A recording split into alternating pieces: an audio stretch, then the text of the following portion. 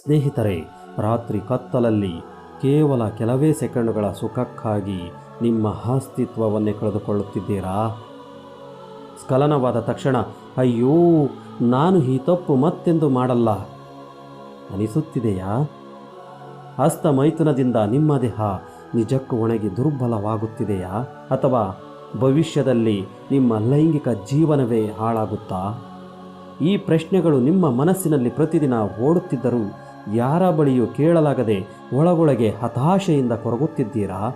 ನಿಲ್ಲಿ.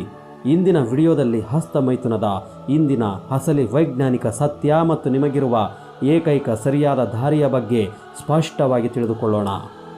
ಹಸ್ತಮೈಥುನ ಒಳ್ಳೆಯದೋ ಅಥವಾ ಕೆಟ್ಟದ್ದೋ? ವೀರ್ಯವನ್ನು ಸ್ಖಲನ ಮಾಡಲು ಮಾಡಲಾಗಿದೆಯೇ ಅಥವಾ ದೇಹದಲ್ಲಿ ಸಂಗ್ರಹಿಸಿಡಲು ಮಾಡಲಾಗಿದೆಯೇ? ನಾನು ಇಷ್ಟು ದಿನ ಹಸ್ತಮೈಥುನ ಮಾಡಿಕೊಳ್ಳುತ್ತಿರುವುದರಿಂದ ಭವಿಷ್ಯದಲ್ಲಿ ಏನಾದರೂ ಸಮಸ್ಯೆ ಉಂಟಾಗುತ್ತದೆಯೇ? ಈ ಮೂರು ಪ್ರಶ್ನೆಗಳು ಯಾವುದೋ ಒಂದು ಹಂತದಲ್ಲಿ ನಿಮ್ಮ ಮನಸ್ಸಿಗೆ ಬಂದೇ ಇರುತ್ತದೆ, ಆದರೆ ನಿಮಗೆ ಸೂಕ್ತವಾದ ಉತ್ತರ ಸಿಕ್ಕಿರುವುದಿಲ್ಲ. ಹಸ್ತಮೈಥುನದ ಮೂಲಕ ಸ್ಖಲನ ಮಾಡಿದ ತಕ್ಷಣ ಇದನ್ನು ಮತ್ತೆ ಎಂದಿಗೂ ಮಾಡಬಾರದು ಎಂದು ಪ್ರತಿಯೊಬ್ಬರೂ ಭಾವಿಸುತ್ತಾರೆ. ಆದರೆ ಇದಕ್ಕೆ ಕಾರಣವೇನು? ಕೆಲವರ ಪ್ರಕಾರ ಹಸ್ತಮೈಥುನವು ದೇಹವನ್ನು ದುರ್ಬಲಗೊಳಿಸುತ್ತದೆ ಮತ್ತು ವ್ಯಕ್ತಿಯನ್ನು ಕ್ರಮೇಣ ತೆಳ್ಳಗಾಗಿಸುತ್ತದೆ. ಇದರ ಅನುಭವ ಅದನ್ನು ಮಾಡುವವರಿಗೆ ಚೆನ್ನಾಗಿ ತಿಳಿದಿರುತ್ತದೆ. ಆದರೂ ಇದು ಕೆಟ್ಟದ್ದು ಎಂದು ತಿಳಿದಿದ್ದರೂ ಅಶ್ಲೀಲ ವಿಡಿಯೋಗಳನ್ನು ನೋಡಿದ ನಂತರ ವ್ಯಕ್ತಿಗೆ ತನ್ನನ್ನು ತಾನು ನಿಯಂತ್ರಿಸಿಕೊಳ್ಳಲು ಸಾಧ್ಯವಾಗುವುದಿಲ್ಲ. ದೇಹದಲ್ಲಿ ವೀರ್ಯದ ಪ್ರಮಾಣ ಹೆಚ್ಚಾದಾಗ ಅದನ್ನು ದೇಹದಲ್ಲಿ ಇಟ್ಟುಕೊಳ್ಳುವುದು ಒಂದು ಸವಾಲಾಗುತ್ತದೆ.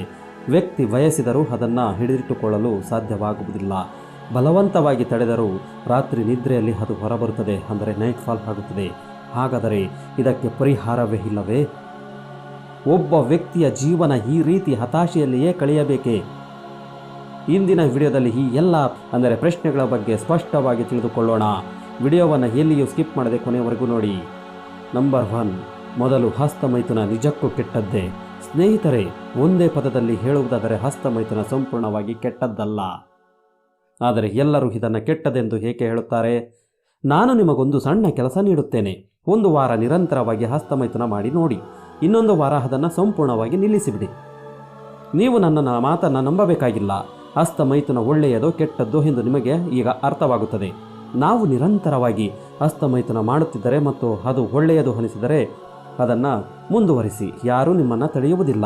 ಆದರೆ ನಿರಂತರ ಸ್ಖಲನದಿಂದ ದೇಹಕ್ಕೆ ಎಷ್ಟು ಆಯಾಸವಾಗುತ್ತದೆ ಎಂಬ ಅನುಭವ ನಿಮಗೆ ಈಗಾಗಲೇ ಆಗಿರುತ್ತದೆ. ಹಾಗಾದರೆ ನಾನು ಹಸ್ತಮೈಥುನ ಕೆಟ್ಟದ್ದಲ್ಲ ಎಂದು ಏಕೆ ಹೇಳಿದೆ ಗೊತ್ತಾ? ಸ್ನೇಹಿತರೆ, ಒಂದು ನಿರ್ದಿಷ್ಟ ವಯಸ್ಸಿನ ನಂತರ ದೇಹದಲ್ಲಿ ನೈಸರ್ಗಿಕವಾಗಿ ಹಾರ್ಮೋನ್ಗಳ ಬದಲಾವಣೆಯಾಗುತ್ತದೆ.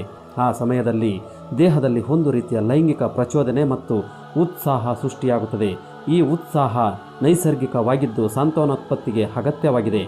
ದೇಹದಲ್ಲಿ ಸ್ವಾಭಾವಿಕವಾಗಿ ಉತ್ಸಾಹ ಉಂಟಾದಾಗ ಅದನ್ನು ಶಮನಗೊಳಿಸಲು ಹಸ್ತಮೈಥುನ ಮಾಡಿಕೊಳ್ಳುವುದು ಬೇರೆ. ಆದರೆ ಹೆಚ್ಚಿನ ಜನರು ಅಶ್ಲೀಲ ವಿಡಿಯೋಗಳನ್ನು ನೋಡಿ ಬಲವಂತವಾಗಿ ದೇಹಕ್ಕೆ ಪ್ರಚೋದನೆ ತಂದು ಹಸ್ತಮೈಥುನ ಮಾಡಿಕೊಳ್ಳುತ್ತಾರೆ. ಈ ರೀತಿಯ ಅಭ್ಯಾಸ ಖಂಡಿತವಾಗಿಯೂ ಕೆಟ್ಟದ್ದು.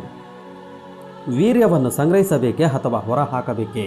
ಸ್ನೇಹಿತರೆ, ಒಬ್ಬ ವ್ಯಕ್ತಿಯು ಅತಿಯಾಗಿ ಸ್ಖಲನ ಮಾಡಿದಾಗ ಅವನ ದೇಹವು ದುರ್ಬಲಗೊಳ್ಳಬಹುದು ಅಥವಾ ತ್ರಾಣ ಸ್ಟೆಮಿನಾ ಕಡಿಮೆಯಾಗಬಹುದು ಮತ್ತು ಮಾನಸಿಕ ಆಯಾಸ ಉಂಟಾಗಬಹುದು. ಈ ಸಮಸ್ಯೆಯಿಂದ ಹೊರಬರಲು ಅತಿಯಾದ ಸ್ಖಲನವನ್ನು ನಿಯಂತ್ರಿಸುವುದು ಮೊದಲ ಹೆಜ್ಜೆ. ಇನ್ನೊಂದೆಡೆ ತಮ್ಮ ದೇಹದ ಶಕ್ತಿಯನ್ನು ಅನಗತ್ಯವಾಗಿ ಪೋಲು ಮಾಡದೆ ನಿಯಂತ್ರಣ ಬ್ರಹ್ಮಚರ್ಯ ಸಾಧಿಸಲು ಕಲಿಯುವವರು ಮಾನಸಿಕವಾಗಿ ಮತ್ತು ದೈಹಿಕವಾಗಿ ತುಂಬ ಶಕ್ತಿಶಾಲಿಯಾಗಿರುತ್ತಾರೆ. ಅವರ ಮೆದುಳು ಮತ್ತು ಸ್ಮರಣಾಶಕ್ತಿ ಚುರುಕಾಗುತ್ತದೆ, ದೇಹದಲ್ಲಿ ಉತ್ಸಾಹ ಹೆಚ್ಚಾಗುತ್ತದೆ ಮತ್ತು ಅವರು ತಮ್ಮ ಕೆಲಸದ ಮೇಲೆ ಸರಿಯಾಗಿ ಗಮನ ಹರಿಸಿ ಜೀವನದಲ್ಲಿ ಯಶಸ್ಸು ಕಾಣಲು ಸಾಧ್ಯವಾಗುತ್ತದೆ. ನಾನು ಇಷ್ಟು ದಿನ ಮಾಡಿದ ಅಭ್ಯಾಸದಿಂದ ಭವಿಷ್ಯದಲ್ಲಿ ಏನಾದರೂ ತೊಂದರೆಯಾಗುತ್ತದೆಯೇ ಎಂಬ ಪ್ರಶ್ನೆ ಖಂಡಿತವಾಗಿಯೂ ನಿಮಗೆ ಬಂದಿರುತ್ತದೆ. ಈಗ ಸ್ನೇಹಿತರೆ, ಹಸ್ತಮೈಥುನದ ಚಟದಲ್ಲಿದ್ದವರು ತಮ್ಮ ತಪ್ಪನ್ನು ಅರಿತು ಅದನ್ನು ಬಿಡಲು ಪ್ರಯತ್ನಿಸಿದಾಗ ಆರಂಭದಲ್ಲಿ ಕೆಲವರಿಗೆ ರಾತ್ರಿ ಸ್ಖಲನವಾಗುವುದು ಅಥವಾ ಆಯಾಸ ಎನಿಸುವುದು ಸಹಜ. ಆದರೆ ದೇಹಕ್ಕೆ ತನ್ನನ್ನು ತಾನು ಸರಿಪಡಿಸಿಕೊಳ್ಳುವ ಅದ್ಭುತ ಸಾಮರ್ಥ್ಯವಿದೆ. ಸಂಕ್ಷಿಪ್ತವಾಗಿ ಹೇಳುವುದಾದರೆ, ಈ ಅಭ್ಯಾಸವನ್ನು ಬಿಟ್ಟು ಆರಂಭದಲ್ಲಿ ಸ್ವಲ್ಪ ಕಷ್ಟವೆನಿಸಿದರೂ ಭವಿಷ್ಯದಲ್ಲಿ ಯಾವುದೇ ಕೆಟ್ಟ ಪರಿಣಾಮಗಳು ನಿಮ್ಮ ಜೀವನದಲ್ಲಿ ಉಳಿಯುವುದಿಲ್ಲ. ಆದರೆ ಹೆಚ್ಚಿನ ಜನರು ಈ ಅಭ್ಯಾಸವನ್ನು ಬಿಡಲು ತುಂಬ ತಡ ಮಾಡುತ್ತಾರೆ. ಆದ್ದರಿಂದ ತಡ ಮಾಡದೆ ಹಿಂದಿನಿಂದಲೇ ಸ್ವಯಂ ನಿಯಂತ್ರಣವನ್ನು ಪ್ರಾರಂಭಿಸಲು ಇದು ಸರಿಯಾದ ಸಮಯ. ನೀವು ಇಂದಿನಿಂದಲೇ ಬದಲಾವಣೆಗೆ ಹೆಜ್ಜೆ ಇಟ್ಟರೆ ಕೆಲವೇ ದಿನಗಳಲ್ಲಿ ಹೊಸ ಉತ್ಸಾಹದೊಂದಿಗೆ ಸಂತೋಷದ ಜೀವನವನ್ನು ನಡೆಸಬಹುದು. ನಿಮಗೆ ನಂಬಿಕೆ ಇದ್ದರೆ ಕಾಮೆಂಟ್ನಲ್ಲಿ ನಾನು ಶಕ್ತಿಶಾಲಿ ಎಂದು ಬರೆಯಿರಿ ಮತ್ತು ಹಿಂದಿನಿಂದಲೇ ಧನಾತ್ಮಕ ಹಾದಿಯಲ್ಲಿ ನಡೆಯಲು ಪ್ರಾರಂಭಿಸಿ. ಓಕೆ ಫ್ರೆಂಡ್ಸ್, ಈ ವಿಡಿಯೋ ಇಷ್ಟವಾದಲ್ಲಿ ಒಂದು ಲೈಕ್ ನೀಡಿ, ನಿಮ್ಮ ಸ್ನೇಹಿತರಿಗೆ ಶೇರ್ ಮಾಡಿ. ನೀವಿನ್ನೂ ನಮ್ಮ ಚಾನಲನ್ನು ಸಬ್ಸ್ಕ್ರೈಬ್ ಆಗಲಿಲ್ಲವೆಂದರೆ ಸಬ್ಸ್ಕ್ರೈಬ್ ಆಗಿ ಪಕ್ಕದಲ್ಲೇ ಇರುವ ಬೆಲ್ ಬಟನ್ ಪ್ರೆಸ್ ಮಾಡಿ, ಹಾಲ್ ನೋಟಿಫಿಕೇಶನ್ ಆನ್ ಮಾಡಿ. ಈ ವಿಡಿಯೋದ ಬಗ್ಗೆ ನಿಮ್ಮ ಅನಿಸಿಕೆಗಳನ್ನು ಮುಕ್ತವಾಗಿ ಕಾಮೆಂಟ್ ಮಾಡಿ. Thank you for watching.